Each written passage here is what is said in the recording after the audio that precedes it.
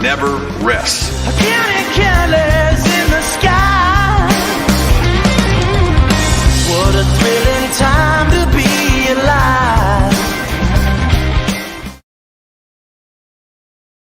What is up, everybody? It is Sunday night. It is the Georgia Show. I am Jake Rowe. He is Jake Roos, and we're here with you to talk a little Georgia football, recruiting, and we're excited, man. We're excited. There's a lot to cover. Welcome again. Like I said, it feels like this time of year, Jake, we go inordinately long sometimes between Georgia shows, and we hadn't had one of these kind of since the middle, I guess, of this past week.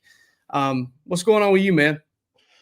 Man, it's been a busy week, right? It's really I can't believe it's the end of June is really what I should say about all of this, man. That one blew by, and I'm sure it did for Georgia coaches as well.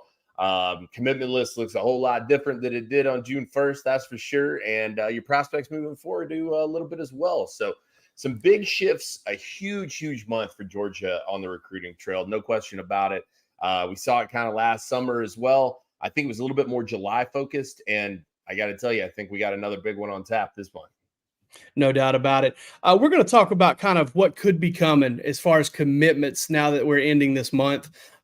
Defensive backfield has been a hot topic of discussion over at the DawgsHQ Dog Walk. That is our awesome message board forum. And while we're at it, let's go ahead and show folks this promo code. Use UGA1, get 2 months for $1. You're going to want this. This is going to, I'm telling you, it's just really getting started for Georgia News Roost, because the month of July is going to be very active just in terms of commitments, and we're going to be out in front of a lot of that. But we're also going to have some fantastic coverage with Palmer and myself and Rusty throughout preseason camp. And you can get July and August for $1, kind of leading you into the football season. And I suspect that if you come along and you give us a shot, that you're probably not going to want to leave, but it'll be your choice. We're definitely not going to, tie you to we're not going to tie you to a chair with a phone cord and zip ties or anything. You can leave whenever you want. But we're going to get in that defensive backfield. We're going to hear from one of our partners later on in the show as well. But Roos, I want to kind of get into this, and it's, what do we know about timelines and what's coming as far as commitments? You seem to have a pretty decent hold on this. Can you give us kind of a little bit of a rundown of what we can expect for the rest of the summer and the month of July as far as scheduled commitments? Yeah. Well, I think first, before we get into that, right, we need to talk a little bit about the 2 commitments that Georgia picked up this past week, because I don't know that we've done a show since then. So commitments coming. You just had some commitments kind of hit. Tyler Williams, 2. Yeah, I think since we did. You and I did get a chance to talk about that one. We had that one in a video. Yeah. Yeah, go check that out. We got a full breakdown on that one, but we haven't had a chance to talk about it on this show. Tyler Williams, 4-star receiver out of Sumner, Florida, he plays at Sumner. Armwood now. Yeah, transferred to Armwood. I was trying to remember the name of the town, though. Sefner. There you go. So, but great pickup for Georgia. We've talked about that one a lot. You can go check out that video for our full thoughts on that one. But Tyler Williams, really good player. And then you come in on Thursday, and then Landon Ren out of North Oconee High School. Georgia just keeps it about as close to home as you could possibly be. Goes to the Titans and gets a guy 6'1", like 185, some big speed on this kid. A guy who, I don't know that. I won't say that I don't know. You would not have projected this probably in January. I don't think you would have projected this in April. As soon as he picked up that offer, I believe it was late May, early June, it was kind of off to the races from there. Georgia Tech made a huge push for Roldan. And like I said, a guy who brings a lot of quickness to the field, and certainly an interesting pickup for them in terms of reshaping this room. People were kind of wringing their hands. Oh, what's James Coley going to do? Especially in the aftermath of the CJ Wiley thing.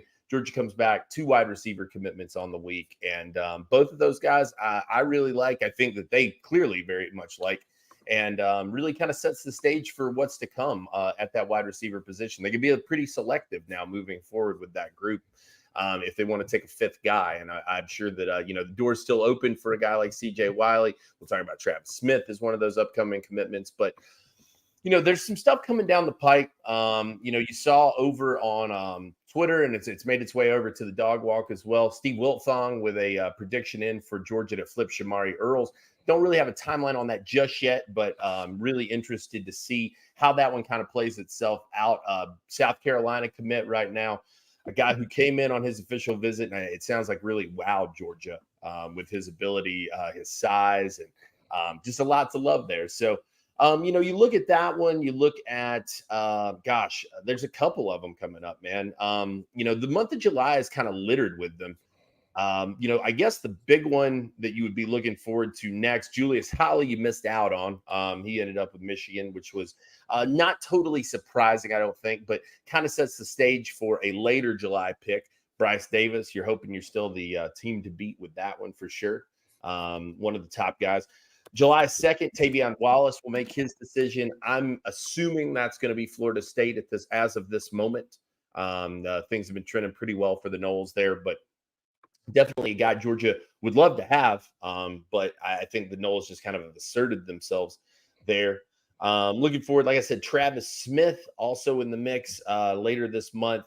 Tennessee, Alabama, those kind of feel like two spots that are going to be pretty impactful there for him. And then you got this man pulled up July 20th, Bryce Davis making his decision out of Grimsley up there in Greensboro, North Carolina, 6'2.5", 265. One of the top edge guys in this class, the top, you can see right there for yourself, top 70 player in the country, top 10 edge in the country. Just kind of brings that really a usable frame regardless of where he ends up. Maybe not your traditional, stand up 6'5", 6'6", 230-pound guy crashing off the end. Does he play 5 technique at the next level? Can he bump inside? I mean, does he find himself with a hand in the ground? Don't think it matters much, really, to be honest with you with Bryce Davis. Just get him on campus, figure it out, because he's a hell of a football player. So those are kind of the big ones I'm watching. Cortez Smith also committing on the same day as Bryce Davis. Yeah. July 20th. Guy that Georgia feels very good about. Looks like it could be he could potentially be the center for this class. So those are kind of the main ones that we're watching right now, I think. You've got Lagonza Hayward later in the month. I'm not even going to venture a pick at this point. We're 28 days away from Lagonza Hayward picking somewhere. I think we'll hear some twists and turns before that, man. That has turned into one of the craziest recruitments of this cycle. Just kind of a week in, week out. You don't know what's going to happen. So, Georgia, and the thing about it is, too, and this was like with Roldan, right? You're going to have stuff that pops up along the way. And so, these are just the ones we know about right now. These are the ones that are kind of set in stone. But there's going to be stuff that comes out of this month. And, Georgia will have another opportunity. I believe it's at the end of next month to kind of bring some guys in and do, kind of a big barbecue-esque, get together, an end of summer thing. So there's activity coming. July is going to be crazy. June was nuts. This isn't going to slow down. So a lot to look forward to if you are a Dogs fan. There's no question about that. You covered a lot of ground right there. Well, like a ton of ground. So I wanted to thank you. I had it in my head. I was like, man, I needed to thank this guy for kind of producing the show on the fly here, because I didn't mention the fact that we needed to talk about those commitments. I want to touch on Landon Roldan here for just a minute. And man, I totally get it. I know where Georgia fans are coming from on the receiver front. They watched C.J. Wiley pick another. Shocked the heck out of me. I didn't think it'd be Florida State. I wouldn't have batted an eye had he chose LSU, but Florida State really did surprise me in that. And that one's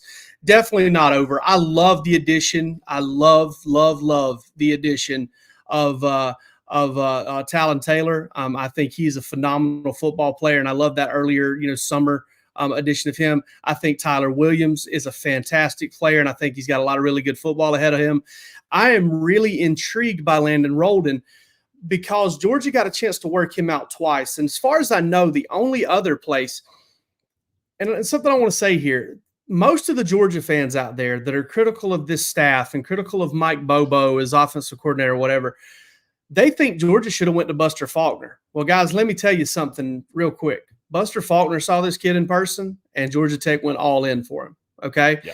Georgia also went very heavily after him. He's got some stuff you can't teach. And I'm going to go ahead and tell people that when you have a 6 foot plus 180-pound two-sport athlete that comes to your campus and he runs a 4.3 and he has some good high school film that where he puts up over 1,000 yards, Georgia is going to recruit that kid about 8.5 to 9 times out of 10. And the reason they're going to recruit that kid because Roos, I can tell you kind of what Kirby Smart's thinking here. What James Coley, what everybody's thinking here. At absolute worst, this kid's going to be a very good special teams player for you. He's at absolute worst. Guys. I mean, that's the thing. Yeah. Like, it's not everybody. Listen, and that everybody got caught up in this thing with the Roldan thing. And the first name everybody attached was everybody said, "Oh, is he Cole Spear? Are we going to be dealing?" Here's the thing. Cole Spear and Ladd McConkey. Yeah. Cole Spear's a damn good special teams player. He's a glue guy for you. He's a guy listen, these guys can get out, they can run, they can participate, they work hard, man. They're out there. And the thing about it is, if you don't get Landon Roldan, guess what? You're probably going to be playing against him every year at Georgia Tech, or he's going to go to South Carolina, or you know what I'm saying? I mean, you're going to see this kid again. They didn't take this kid from Middle Tennessee State. Okay. That's not the level we're talking about here. This is a guy that if they go through the whole process and they let him camp all, he had camped a bunch of other places this summer. Teams start to see his senior film. You may be recruiting against the likes of like Ole Miss and South Carolina or even Missouri or somebody like that for this guy. I mean, the guy I compare him to more than anything, he's not quite as big as this guy, is Jason Stanley. And I know Jason Stanley didn't have a great career at Georgia as a receiver. I totally understand that. Jason Stanley was an absolute ace special teams player for Georgia. And I'm not saying that that's all this guy's going to be, but I'm saying that that's the worst he's going to be. And you bring a guy in, and he carves up your camp. I just have such a hard time with this idea that there seem to be people out there that we want to talk about roster building and whatnot. They want to talk about the fact that, he never did anything for you at receiver. No, duh, man. Like every single class, every single team takes a couple of 2 or 3 players that don't really ever make an impact at their position. That's where guys who can focus on special teams play. And again, I'm not saying that's all this guy's going to be, but it is the floor there. And so I really do like that pickup there. And listen, Georgia's still not done at receiver. I still believe they're going to recruit Travis Smith. I don't think the chances are great there. They're going to stay in it on CJ Wiley all the way to the end. And I really like the receiver class they're going to bring in. They're going to be active in the transfer portal too, because they have to be. The transfer portal, one of the reasons teams have to be in the transfer portal is I kind of look at it as the transfer portal circle of life. Okay. There's a reason that the receiver position is such a talent-rich position in the transfer portal. It's because those guys transfer often. And one of the reasons you spend more time, Georgia has spent more time at wide receiver in the transfer portal, is because of what they've lost to the transfer portal via that position. I mean, when you're losing Tyler Williams and Zede Haynes after 1 year to the transfer portal, you're going to have to get into it. When you're losing a starter like A.D. Mitchell or Jermaine Burton, you're going to have to get in there and recruit those guys. And it's been good to Georgia thus far. I mean, they've gotten good players out of it. Go all the way back to the Lawrence Cager days when Georgia got Lawrence Cager. He was a very productive player for Georgia. They don't beat Florida probably that year in 2019 without him. So, I mean, I think Georgia's doing a good job of getting numbers and getting talent via the high school ranks, and they're going to save some spots for the portal as well. Yeah, and the thing about it is, and somebody commented this on the board earlier today to say the transfer portal is not a grocery store, right? You can't just show up. But the thing about it is, the one spot that it might be is at wide receiver. That has been the consistent theme, and I give them credit for kind of recognizing that and spotting it and kind of deciding to play it that way, because I think that Georgia is aware, all right, look, we can kind of make up the difference. We can also bring in an experienced guy with some proven talent that we're not going to be, taking a flyer on necessarily. I mean, you don't feel like you're taking a flyer on Colby Young or London Humphreys, or these are guys that have established track records where they've been. You feel like you can maybe elevate them, but they're guys who've done things and you've seen them do things that you feel like, okay, this is tested, this is proven. Whereas, we're talking about the high school guys. a competent wide receiver, unless it's Jeremiah Smith or a Zach Branch or something like that. That's a position that takes some time to come into your own, in my opinion. Yeah, no doubt. And Bill Kibbe says you can teach speed. Listen, I understand that proper techniques and training, you can definitely enhance somebody's speed. But when you talk about, okay, are you upper echelon fast or not? The vast majority of the time, you just can't teach that, not at this level. And you can't teach 4.3. And also to this point, yes, you can coach that. You can coach people to be faster using proper technique, training specific muscle groups, etc. I'm going to tell you at the high school level, that's not happening at a great clip. Okay. So what you're talking, you can do that. You can develop guys like that, but that's not happening for a lot of high school athletes. So if you got a guy who has that naturally or is coming across that way, then you can say, okay, this is the ability to kind of further elevate this guy. He's got raw tools, like you said, things you can't teach. We can elevate that from here.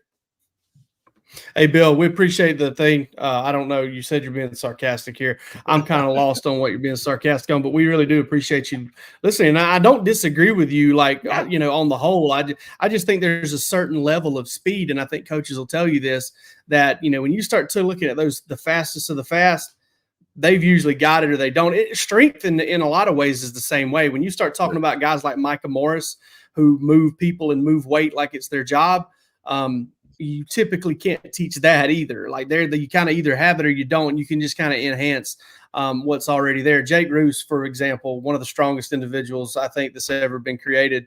Just straight up look at that. I mean, just unbelievable. So that's kind of where that is.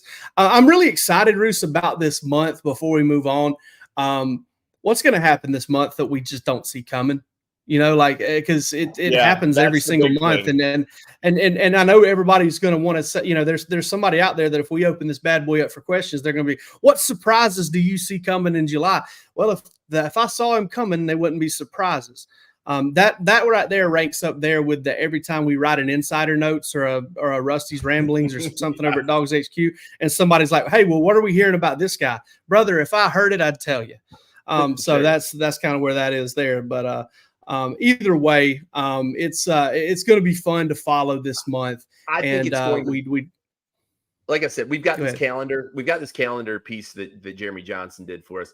I think it's going to be much more active than that even indicates, because, several of those guys we feel like are probably not going to end up at Georgia. But I do think that what you're going to see over the course of this next month, and it'll trickle maybe into that early part of August, but you're seeing this more and more. And I think you and I talked about this not too long ago. But the idea that guys are sort of getting their decisions done ahead of their senior years. You're seeing that more and more prevalent. A lot of guys say, look, I'm tired of doing the media. I want to focus on my team. I want to make a run at state. I want to be with my guys. I want to enjoy my senior year. So you're seeing that more and more. That's becoming more prevalent. I think you'll see some more stuff start to crop up as a result of that over the course of July. Yeah, and I think a lot of that's high school coach messaging too. I think the coaches are kind of putting it in like, hey, listen, I've got your back. I'm going to help you every step of the way. If you could just do me a favor and do your teammates a favor and your friends and those things and just try to kind of calm this recruiting thing down ahead of this football season. Now that you can take visits ahead of it, it's more of an open door there, and you can actually make those things happen at a little bit better of a clip there. Hey, we're going to talk about our partner here, Andy Ludicky over at myperfectfranchise.net. Are you a displaced corporate executive, or do you want to put your career in your own hands? You could also just be an experienced entrepreneur who wants to do something different, diversify, just get a few more things in your portfolio. Well, Andy Ludicky at myperfectfranchise.net can help. He's a huge college sports fan. He's a franchise veteran, and he's owned multiple franchises and businesses over the course of a very successful career. Using his expertise, he helps others find their American dream through a very thorough consultation and evaluation process. Call Andy, put your life and your career in your own hands. Best of all, his services are 100% free to you. You have absolutely nothing to lose.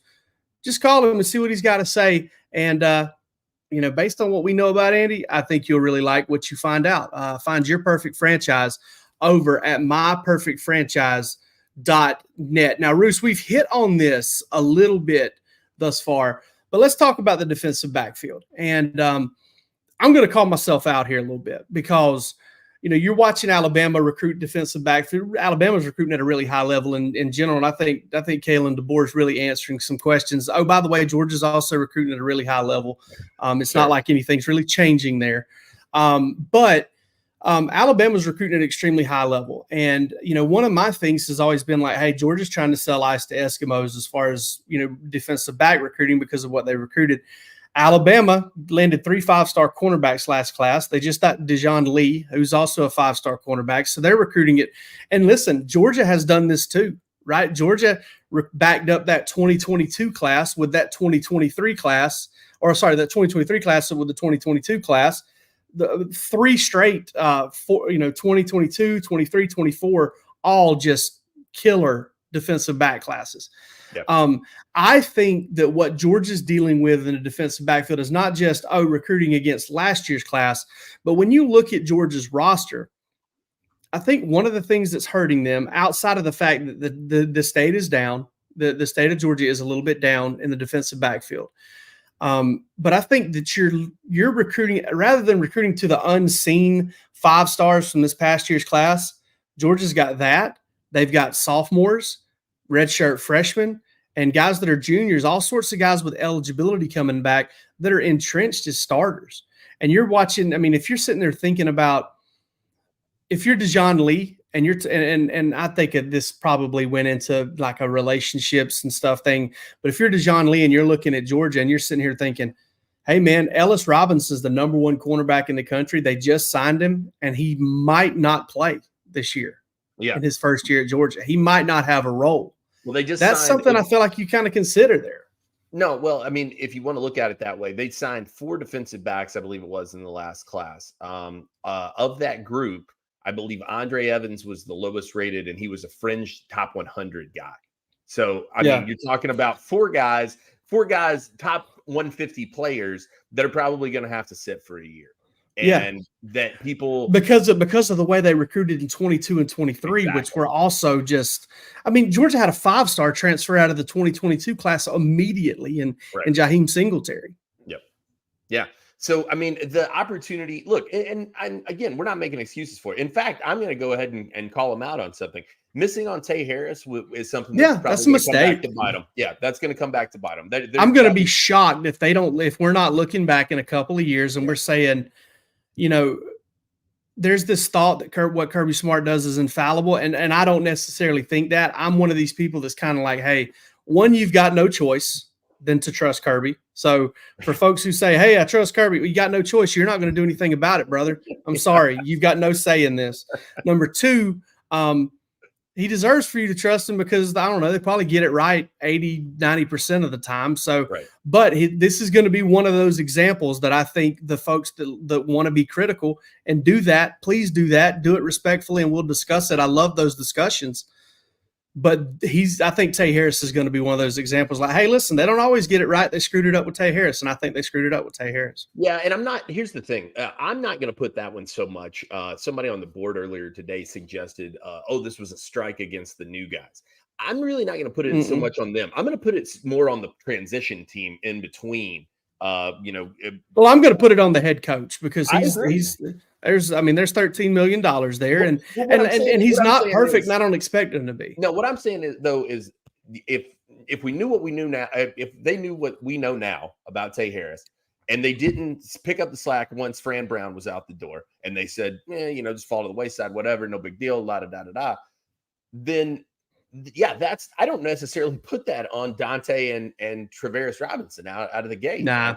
I think that if you gave them their druthers, they'd probably love to have that kid back in their fold. I think those guys would probably be real happy about that. But I will say this. Georgia has a real chance, and that's probably been the most scrutinized because I would say Trey Scott would be catching it more if people weren't projecting him to get Elijah Griffin and Justice Terry, et cetera, right? That would be a little bit more scrutinized. Defensive back, on the other hand, because it's 2 new guys and because it's this new cycle, I think has been the most scrutinized to this point. I think by the end of July, we could be talking about a completely different view of that room. They've got a guy committed right now. They got one commit in Todd Robinson. Could not be a bigger fan of him as a football player. They love the guy. They love the guy. There's a very real chance in my mind that Georgia has 4 defensive back commits by the end of this month, by the end of July, and Todd Robinson is the lowest rated. Let's play a game real quick. True or false? True or false? We're looking back. Let's say it is June the 30th of 2027. Are we saying that? Are we looking back and saying Todd Robinson was one of the top 5 guys Georgia signed in this class? Very possible. I think so. I think Very that's possible. true. But what I really say, do. But what I from a pure ranking standpoint, we're not projecting futures here. From a pure ranking standpoint, as it stands today, I think there's a very real chance that by the end of July, Todd Robinson is the 4th ranked defensive back on Georgia's recruiting board in terms of the commitment numbers, right? In terms of where the rankings stand. I think that they have a chance to significantly reshape the face of how this thing looks by the end of July.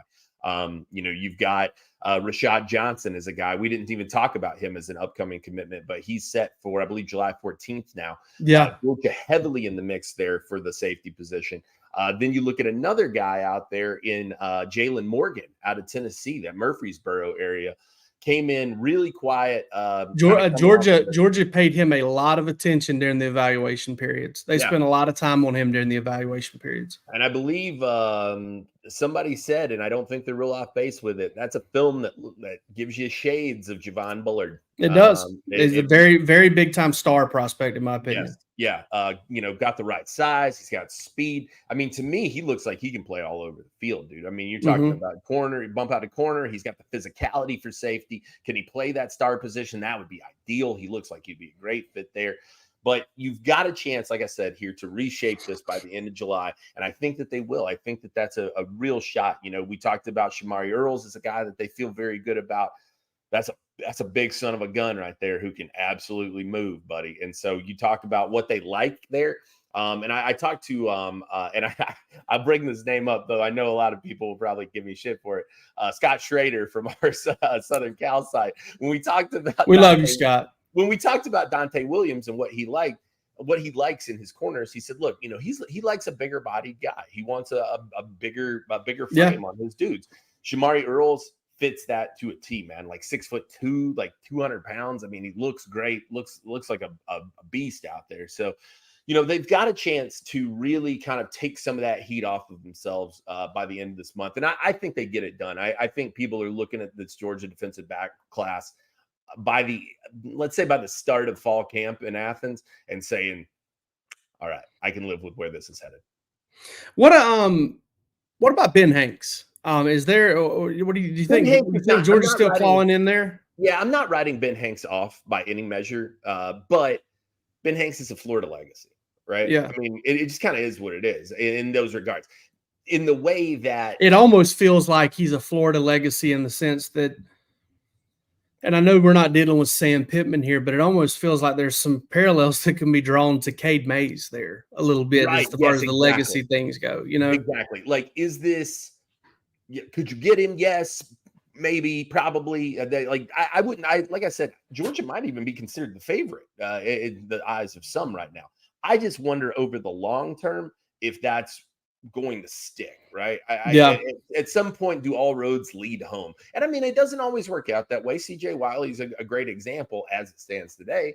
But I think that's definitely got to be a consideration when you're thinking about this thing. So Hank's definitely a guy to continue to watch. I'm not saying write him off your board, but would I say that I feel better about Shamari Earls, Jalen Morgan, Rashad Johnson all right now? Yeah. All right, folks, listen, we're going to let you guys go and continue on with your Sunday night. We hope you have a great week. Bark After Dark is back tomorrow. Just me and Jake. We're going to be BSing about what's going on for us in the month of June. It's been a busy month. But for this episode of the Georgia Show, that's all we got. We'll check you out later.